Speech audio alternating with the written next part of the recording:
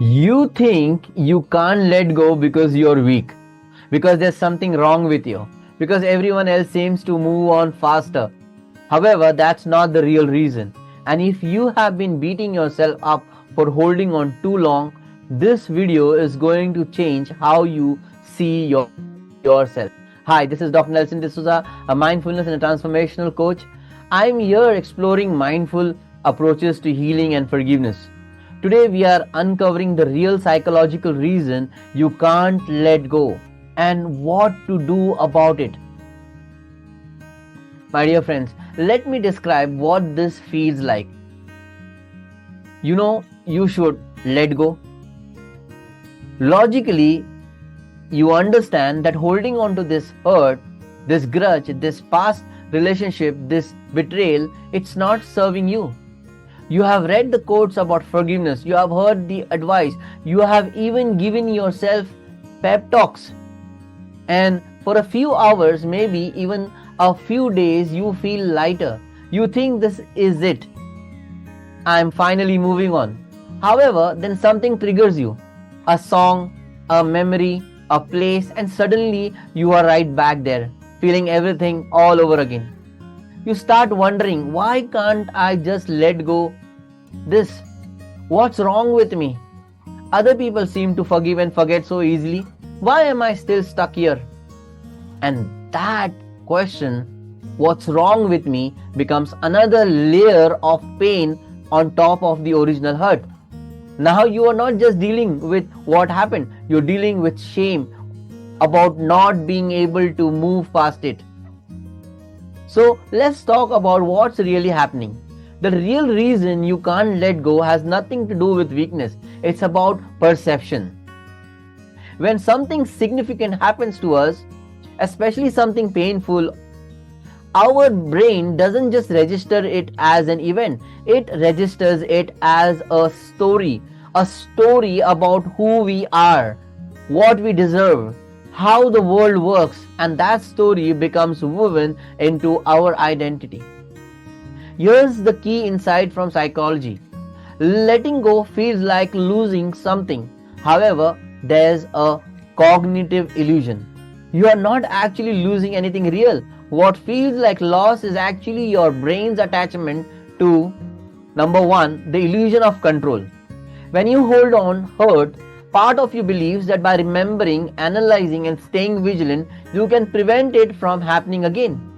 Your pain feels like protection. However, it's not protecting you. It's imprisoning you. Number two, a false sense of connection. This sounds counterintuitive. However, even negative emotions create a sense of bond. When you let go of anger towards someone, your brain fears you are severing the last thread connecting you to that person or to them. But that's not connection, that's an entanglement. Number three, the story you have built around it. If you have been the person who was betrayed or the person who overcame hardship for months or years, letting go means updating your identity, and your brain resists identity shifts, even positive ones, because change feels threatening to survival. Number four, the hope of resolution. As long as you hold on, there's a possibility they will realize what they did, apologize, make it right. My dear friends, letting go feels like accepting that justice might never come. However, here's the truth. Your healing isn't dependent on their awakening. Research in attachment theory shows that humans are wired to hold on to things that feel unresolved. It's called the Zeigarnik effect. Our brain remembers incomplete tasks better than completed ones. Your inability to let go isn't a character flaw. It's your brain trying to resolve something it perceives as unfinished. But here's what you are not losing. When you let go, you are not losing the significance of what happened. You are not losing the lessons. You are not losing your right to have been hurt. You are only losing the weight. But here's what holding on actually cost you. First, it keeps you emotionally tethered to the past. You can't fully show up for your present life because part of you is still living in what happened. You are physically here, but emotionally there. Second, it reinforces a victim identity. I say this with compassion. What happened to you was real and valid. However, when you hold on to it, you are continuously telling yourself a story where you are powerless. And that story becomes your reality. Third, it blocks new experiences. You can't receive new love, new trust, new opportunities when your hands are full gripping old pain and there's no room. I held on to something for 3 years. 3 years of my life where I was half present, half alive. And when I finally let go, I realized I hadn't been protecting myself by holding on. I had been punishing myself. Please don't repeat my mistake. So how do you actually let go? Here's a practice that honors what happened while releasing the weight. Step 1. Name what you are actually holding on to. Not the pain itself, however, what the pain represents. Is it proof of significance, connection, identity, hope for justice? Write it down and say, I am holding on to this because it proves ... Be brutally honest to yourself. Step 2. Separate the event from the meaning.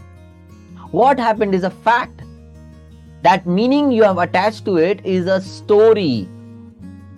For example, the event, they betrayed me. The story here, I am not worthy of loyalty. You can acknowledge the event without believing the story. Step 3. Create a new container. Letting go doesn't mean forgetting. Create a ritual to honor what happened. Write a letter and burn it. Create a art about it.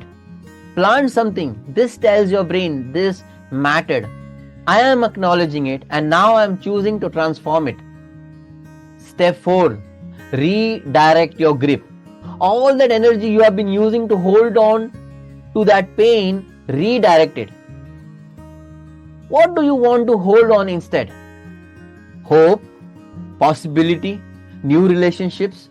Consciously choose what deserves your grip. Your hands can only hold so much. Here's what changes when you understand this.